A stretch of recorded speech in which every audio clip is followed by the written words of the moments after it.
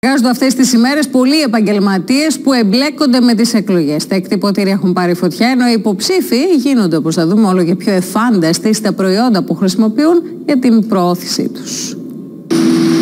Οι μηχανές έχουν πάρει πάλι μπροστά. Το ίδιο και η φαντασία των υποψηφίων. Ζητήσαν, ας πούμε, μέχρι και 200 ζευγάρια κάλτσες ή 100 εσώρουχα. Καπελάκια, φέτος ξεπεράσαμε ακόμα και τα 500 και τα 1000. Δεν έχει ξανασυμβεί άλλη χρονιά. Σε αυτήν την προεκλογική μάχη έχουν ρηχτεί όλοι ανεξαιρέτως, με κάθε τρόπο. Μπλουζάκια για σκύλους, πετσέτες, κουβέρτες. Τα αντιστρες μπαλάκια, στα οποία πάνω βάζουν τα μότο που έχει ο κάθε υποψήφιος. Και εδώ έχουμε και μεγάλες διαστάσεις. Μπορούν να φτιάξουν πανό που να καλύψουμε έναν δρόμο 4, 5, 6 μέτρα, ή λάβαρα ή πινακίδες.